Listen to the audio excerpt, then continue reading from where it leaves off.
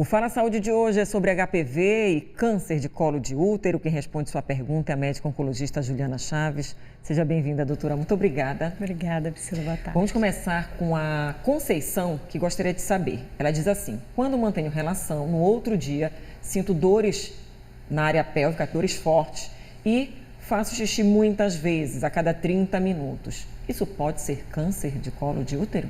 Bem, a dor durante a relação nunca é normal. Sempre tem que ser investigado e sim pode ser um sinal de câncer de colo de útero. Porém, esse quadro especificamente, como tem uma relação também que ela relatou, a questão urinária, parece mais uma infecção urinária. Mas um dos sintomas do câncer de colo de útero é a dor à relação sexual. Então, tem que ser investigado. Mas toda dor pode ser câncer? Nem toda dor, né? A dor pélvica pode ser um sinal de alerta e uma dor, principalmente uma dor crônica, uma dor persistente, né? É um sinal de alerta também. Não só relacionado à relação, né, no caso? Não, a pélvica de maneira geral pode ter câncer de colo de útero, também outros tipos de tumores dessa região genital feminina. E o sinal de alerta é uma dor que não melhora, uma dor crônica. Chegou aqui da Andresa a pergunta, ela diz: mioma pode vir a ser um câncer? Ela diz que tem e sangra muito e tem dor na relação. Não, o mioma não vira câncer, o mioma é um tumor benigno que a gente chama, então ele não tem essa capacidade, porém o principal sintoma do mioma é o sangramento. Então muitas vezes você tem que passar por uma cirurgia, porque se a mulher sangra demais, ela pode fazer uma anemia, às vezes severa. Aqui a Lene Campos quer saber: quando fica menstruada, está no período menstrual, sente muita dor abdominal. Isso pode ter uma relação com o câncer de colo de útero? Geralmente não, isso é mais hormonal, tem mulheres que têm essa dor durante o período menstrual, entendeu? O sintoma de câncer de colo de útero é um sangramento, geralmente fora do período menstrual, é um sinal de alerta. A dor pélvica, como eu já mencionei, e também secreções vaginais diferentes daquelas que a gente tem por conta de hormônio. Então, uma secreção fétida, com uma coloração diferente, isso é um sinal de alerta também. Qual seria a coloração normal para que todas as mulheres que estão nos acompanhando possam entender o que seria a normalidade ou a anormalidade? Sim, então a mulher normalmente durante o seu período de ciclo ovulatório, ela produz um pouco de muco, às vezes transparente, às vezes até um pouco esbranquiçado.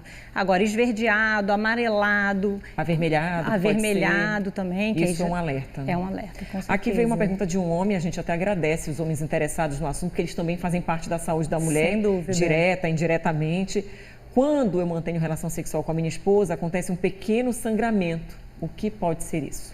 Olha, não é normal ter sangramento durante a relação sexual, né? Pode ser diversas causas, inclusive dependendo da idade dela, uma baixa hormonal e pode fazer uma microfissura na região. Então ela também deve procurar uma ginecologista para fazer um exame físico. Aqui chegou a pergunta da nossa telespectadora que foi diagnosticada com a bexiga baixa e sente muitas dores. Ela quer saber se pode vir a ter um câncer por conta disso. Não, a bexiga baixa não está correlacionada. A gente sabe que o câncer de colo de útero, ele está diretamente relacionado, a principal causa é a infecção persistente do vírus HPV.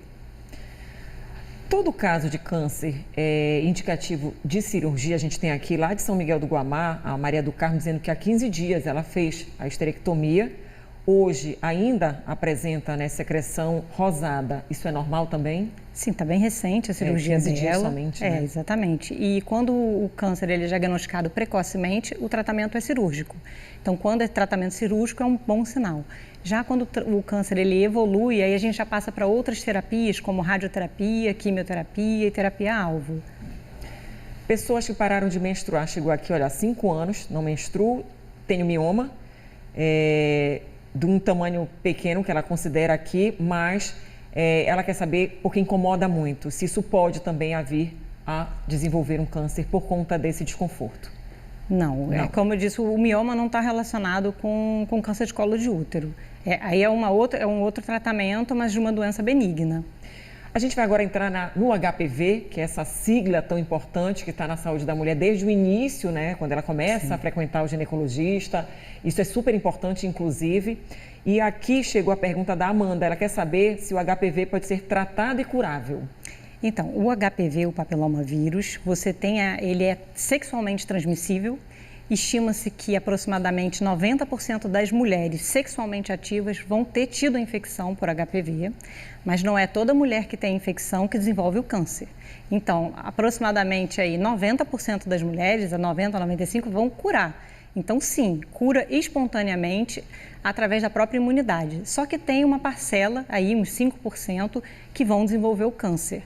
E o HPV, da infecção até virar câncer, é um longo caminho. A gente tem uma janela de oportunidade para fazer, então, esse diagnóstico precoce através do preventivo e lembrando também da vacinação. Desde 2014 tem a vacinação disponível no SUS para homens e mulheres, ou seja, meninos e meninas, e isso é super importante. Já a gente vai dar mais detalhes, então, sobre a vacinação e a importância dessa vacinação que previne, né, o câncer de colo de útero nas mulheres, mas também faz uma prevenção com os homens que também podem ter HPV. Participe com a gente do Fala Saúde pelo 999430001. Já a gente tem mais uma parte para responder a sua pergunta.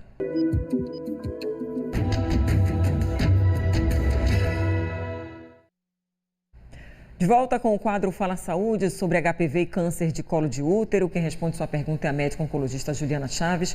Doutora Francisca Silva de Bonito, ela diz que fez o tratamento do HPV há 10 anos e pergunta, tem risco de voltar?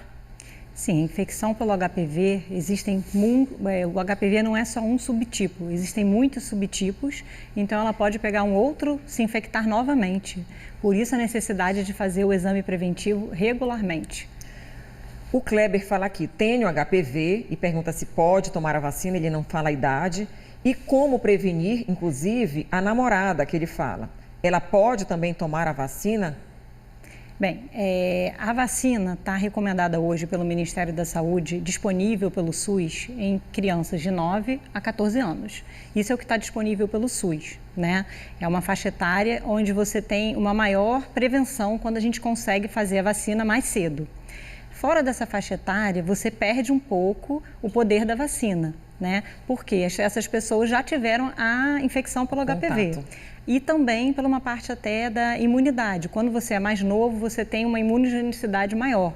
Então, o ideal mesmo é que a gente faça essa vacinação mais precocemente, na faixa etária indicada, porém também não tem contraindicação de fazer a vacina, só que não vai ser pelo SUS. É uma vacina cara quando a gente faz ela... Na rede privada. Exatamente. Thaís, gostaria de saber se o vírus que causa verruga, né, é maligno ou benigno?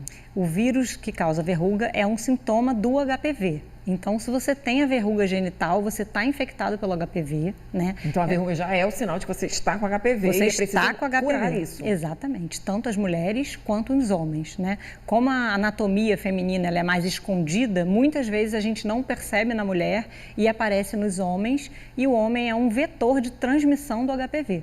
Então, se tem verruga, tem infecção de HPV. Aqui também chegou a pergunta... Minha esposa está com 35 anos, não tomou a vacina, naquela idade correta, né? Acho que ainda nem tinha 10 anos atrás, no caso. Ela ainda pode tomar?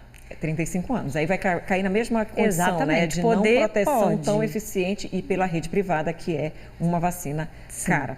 Chegou a pergunta de um homem também. Toda verruga na cabeça, na genitália masculina é HPV e qual o tratamento? É HPV, ele vai ter que procurar um urologista para fazer o tratamento da verruga, mas ele está infectado pelo HPV e ele pode transmitir durante a relação sexual. E é importante usar preservativo, camisinha tem que usar também, que reduz aí essa transmissão do HPV. E hoje, então, os pais, né, que estão aqui acompanhando também, meninos e meninas podem fazer essa vacinação, por exemplo, começa com 9, mas, por exemplo, meu filho hoje está com 13, ainda não fez a primeira dose, ele ainda pode fazer? Com certeza, de 9 a 14 anos. Né? Meninos e meninas. Exato, e os meninos é muito importante a gente vacinar o menino. O menino é um vetor de transmissão, né? E também você não está protegendo só as mulheres do câncer de colo de útero, ele também o HPV provoca câncer de pênis, de canal anal e de cavidade oral. Quem perdeu, por exemplo, a segunda dose, quando pode refazer? Ainda é provável fazer? Quando perdeu o calendário, a pessoa fez a primeira dose da vacina contra o HPV. Como é que funciona para fazer a segunda dose se perder o prazo? Na verdade, existe sempre uma janela terapêutica, que você faz a primeira e 6 meses depois repete a segunda. Se você perdeu ali poucos meses, convém fazer a segunda dose, né? Então, procura o posto de saúde que foi aplicado a primeira para fazer a segunda dose. Perfeito. Muito obrigada pelas informações. Tá, então, gente, tem vacina contra o HPV, é uma geração mais recente que vai ter uma proteção maior, diferente da geração mais antiga um pouco, que ainda não tinha acesso e nem disponibilidade. É pelo SUS, é uma vacina de graça.